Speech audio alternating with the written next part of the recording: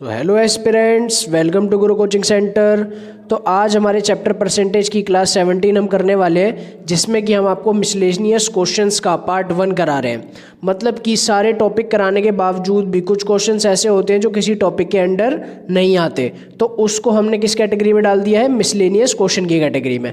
ऐसे ही मैं हर चैप्टर के मिसलेनियस क्वेश्चंस कराऊंगा आपको, जो पेपर में कभी कभार पूछ लिए जाते हैं। अब ये उसके अंडर भी आते हो चाहे ना आते हो, कुछ जो क्वेश्चन है छूट गए थे या छूटे होंगे, उन्हें हम कर लेते हैं इसमें कवर। ठीक है, तो पहला क्वेश्चन देखेंगे। In a class 72% students take biology. एक क्लास में 72% बच्चे बायोलॉजी लेते हैं। तो पहला क्वेश्चन हम करने जा रहे हैं अपना। तो एक क्लास में 72% बच्चे क्या लेते हैं, बायोलॉजी लेते हैं। आगे बढ़ते हैं। And 44% take mathematics. 44% बच्चे ऐसे हैं जो कि मैथमेटिक्स लेते हैं। If every student take either one of the subject, मतलब हर बच्चे ने कम से कम एक सब्जेक्ट तो लिया ही है। And 40 student take both subject, और 40 बच्चे ऐसे हैं जो कि दोनों सब्जेक्ट लेते हैं। और मैंने आपको बताया था दोनों सब्जेक्ट के लिए क्या लगता है, बायोलॉजी इंटरसेक्शन मैथ्स, मतलब कि दोनों सब्जेक्ट लेते हैं 40 बच्चे। तो इसने बोला कि बताओ number of students in class. तो बताओ total number of students class में कितने हैं। तो सबसे पहले हम अपना वेन डायग्राम बना लेते हैं, जो मैंने आपको बनाया सिखाया था। तो ये एक गोला और ये दूसरा गोला, समझ लो ये बायोलॉजी का है और ये मैथ्स का है। बायोलॉजी वाले कितने हैं, 72, और मैथ्स वाले कितने हैं, 44%। ठीक है, तो अब आपको मैंने बताया था कि टोटल हमेशा कितना होना चाहिए, 100%। अगर 100% से एक्स्ट्रा जा रहा है तो मतलब वो ऐसे लोग हैं जिन्होंने बायोलॉजी भी ली है और मैथ्स भी ली है, जो कि कहाँ आ जाते हैं, इस कॉमन पार्ट में आ जाते हैं। तो प्लस कर लो, कितना होता है, 72 44 होता है आपका 116%। तो 116% जो 16% एक्स्ट्रा लोग हैं उन्होंने दोनों लिए होंगे, तो वो यहाँ पर आ जाएंगे। और हमको दोनों की जो वैल्यू कितनी दे रखी है, 40, मतलब 16% किसके बराबर है, 40 के बराबर। तो यहाँ लिख लेना 16% किसके बराबर है, 40 के बराबर। तो 100% कितने के बराबर हो जाएगा, 40 मल्टीप्लाई 100 अपॉन 16। 4 4 16, 4 1 4 0, 4 1 4, 4 2 8, 4 5 20। तो टोटल नंबर ऑफ स्टूडेंट्स कितने आ गए, 250 आ गए। आ गई बात समझ में कैसे हमने क्वेश्चंस को टैकल करा। तो नेक्स्ट क्वेश्चन चलते हैं। क्वेश्चन देखेंगे क्या कह रहा है। कह रहा है 40% of A plus B equal to 60% of A minus B. मतलब ए प्लस बी का 40% बराबर है 60% किसके, ए माइनस बी के। देखो ये बहुत ही ईजी क्वेश्चन है, तो जैसा जैसा बोलता है वैसा वैसा लिख लेते हैं। 40% ऑफ ए प्लस बी बराबर है 60% ऑफ ए माइनस बी के। तो हमें बताना है 2a माइनस 3b अपॉन ए प्लस बी की वैल्यू क्या होगी। तो पहले इसको सॉल्व कर लेते हैं, फिर वैल्यू देखते हैं। तो 100 से 100 कैंसिल, 0 से 0 कैंसिल, 2 2 जा 4, 2 3 जा 6। अंदर मल्टीप्लाई करोगे तो 2a plus 2b equal to 3a minus 3b। ठीक है, 2b इधर ही रहेगा, माइनस का 3b इधर आके प्लस का 3b। तो 2 और 3 कितने हो जाएंगे, 5b। 3a इधर ही रहेगा, प्लस का 2a इधर आके माइनस का 2a। तो 3a में से 2a जाएंगे तो कितना आ जाएगा, a। तो a की वैल्यू कितनी आ गई, 5b आ गई। इसी का यूज़ करके हम अपना आंसर फाइंड करेंगे। ठीक है, तो इसने कहा है वैल्यू बताओ 7a माइनस 3b अपॉन में 2a माइनस 3b अपॉन में a प्लस b की वैल्यू बताओ। तो a को मैंने क्या मान लिया, मतलब मैंने वैल्यू निकाल ली a की कितनी, 5b। तो a की जगह 5b पुट कर दो, माइनस 3b अपॉन में a प्लस b। तो कितना आ जाएगा, 10b माइनस 3b कितना हो गया, 7b। और b की जगह आपको, a की जगह आपको क्या पुट करना है, 5b। तो 5b प्लस b कितना हो गया, 6b। b से b कैंसिल, तो आंसर कितना आ गया, 7/6 आ गया।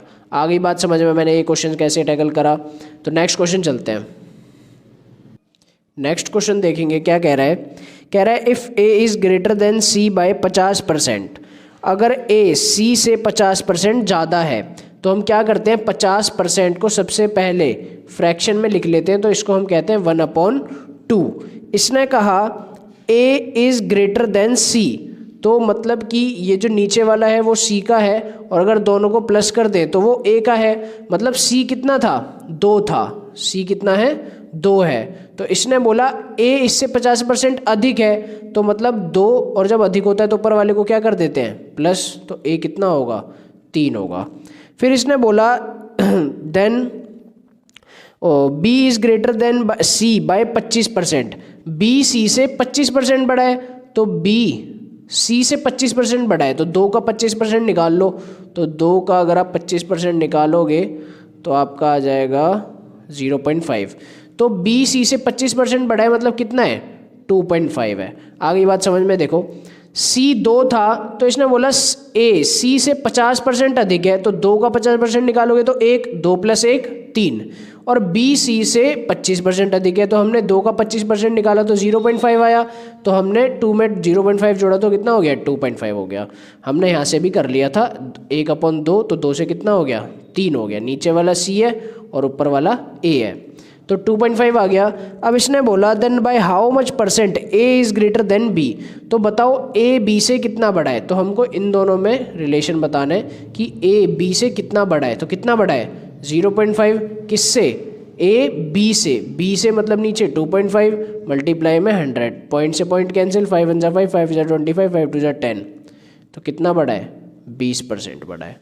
आ गई होगी बात समझ में। तो नेक्स्ट क्वेश्चन देखते हैं अपना, क्वेश्चन 4 कह रहा है a number is increased bye 16 with 2/3%। एक नंबर है जिसको 16 विद 2/3% बढ़ा दिया जाता है, तो ये अपना होता है 1/6। तो मतलब वो नंबर 6 होगा तो बढ़ा दिया जाता है, तो ऊपर वाले को क्या कर देते हैं प्लस, मतलब नंबर 6 से कितना कर दिया जाता है 7 कर दिया जाता है।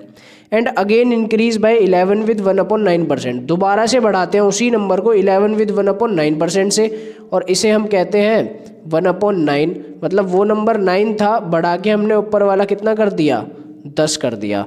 तो उसने बोला बताओ percentage it should be reduced, कितना परसेंटेज हम उसे घटाएं कि वो दोबारा से वही नंबर बन जाए जो वो ओरिजिनली था।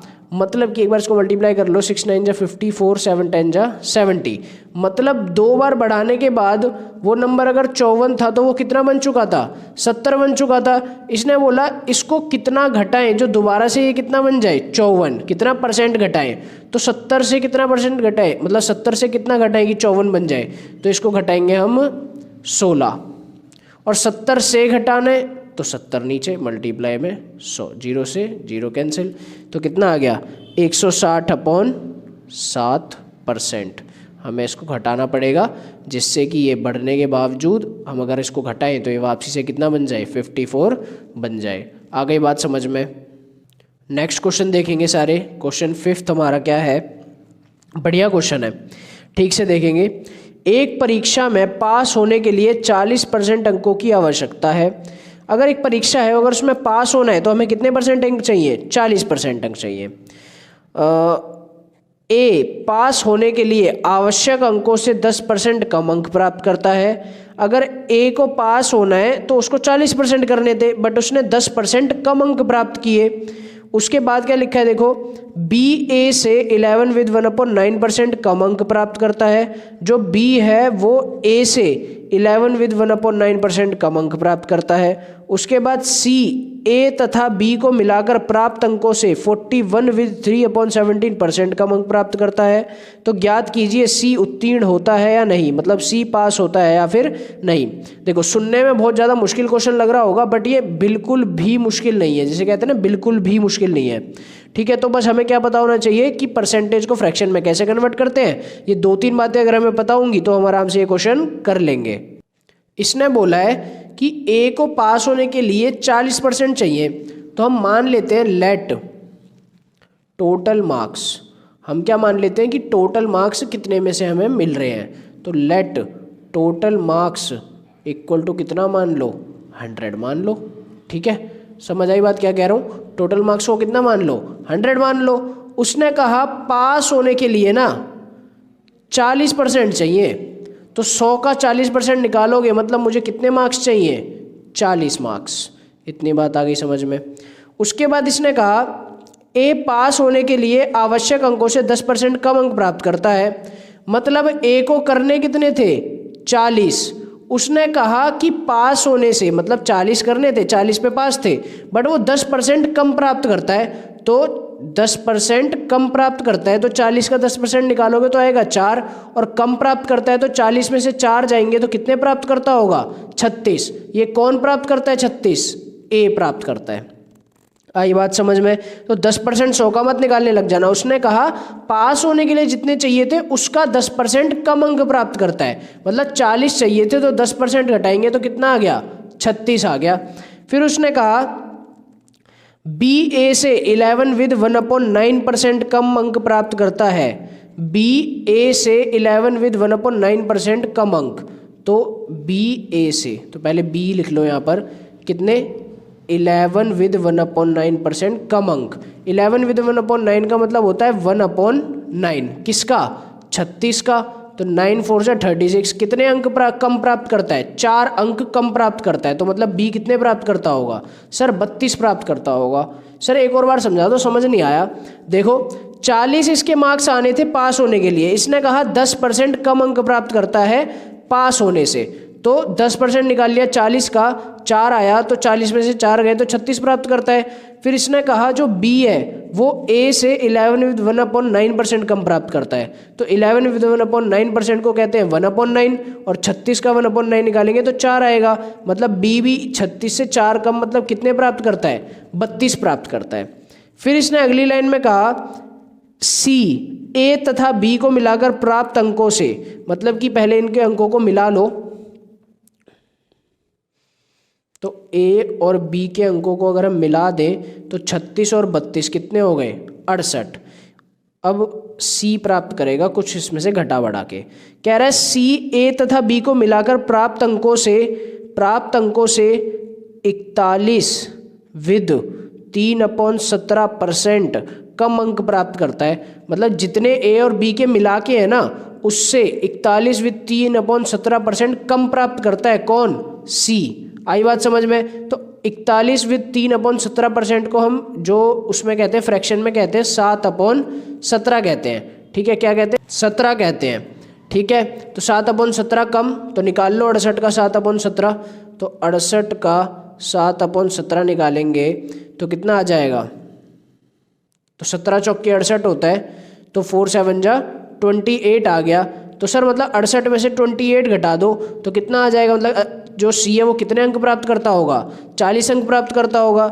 इसने कहा बताओ सी क्वालिफाई हो जाएगा या नहीं होगा? तो क्वालिफाइंग होने के लिए हमें 40% मार्क्स चाहिए 100 में से, तो 100 में से देखो इसको 40 मिल गए, मतलब ये पास हो जाएगा, और यही हमारा आंसर है।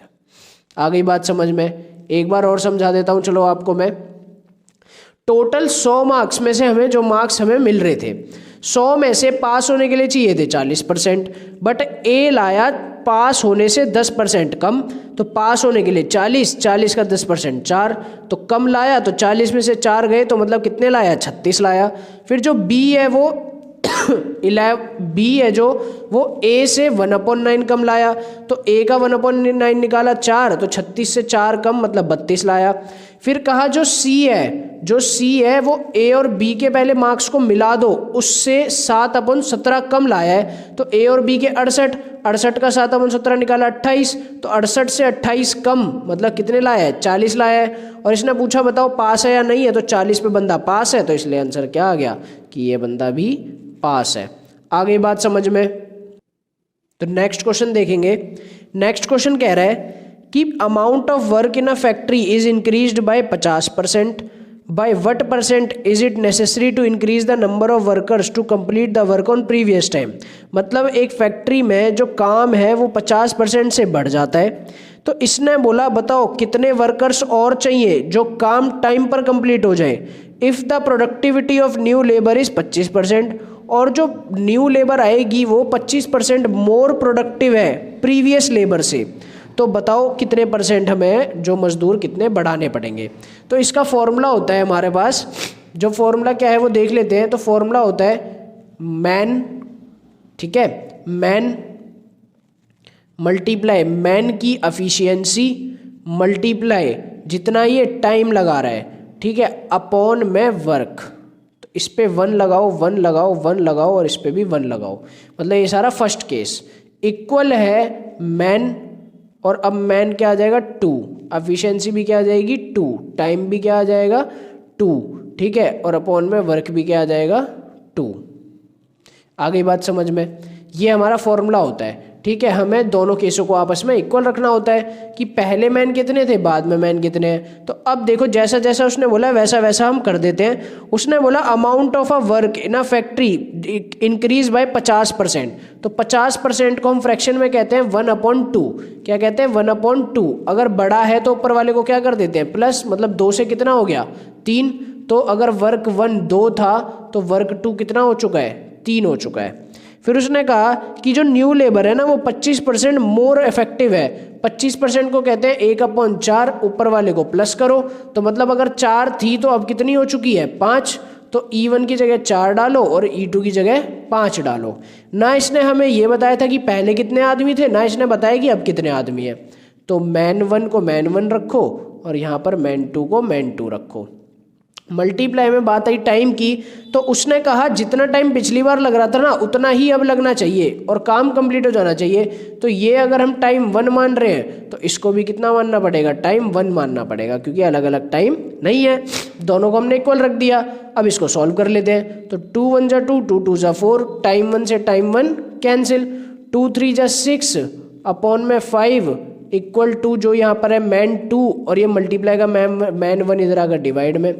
तो इसने बोला कितने परसेंट वर्कर्स बढ़ाने पड़ेंगे।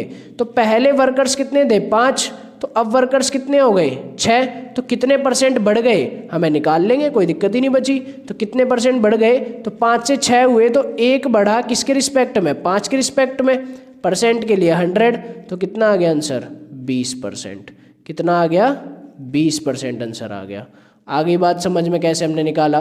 तो ये हमारा आंसर है। थोड़ा सा क्या हो गया कंजेस्टेड हो गया है, कोई बात नहीं, आपको समझ आ रहा है, बाकी मैं बोल भी रहा हूँ तो उससे आप अच्छे समझ जाओगे। तो ये मिसलेनियस क्वेश्चंस का पार्ट 1 था। अभी थोड़े क्वेश्चंस और बचे हैं, पहले मैं आपको वो भी करा दूंगा। तो शायद वो जो नेक्स्ट हमारा जो पार्ट होगा वो लास्ट क्लास होगी। तो हमारे परसेंटेज के कल 18 पार्ट कंप्लीट हो जाएंगे और 18 पार्ट में हमने अपना परसेंटेज खत्म कर लिया है। ऐसे ही फिर हम नेक्स्ट क्वेश्चन जो नेक्स्ट चैप्टर है वो हम करना स्टार्ट करेंगे। तो thanks for watching, subscribe Guru coaching centre.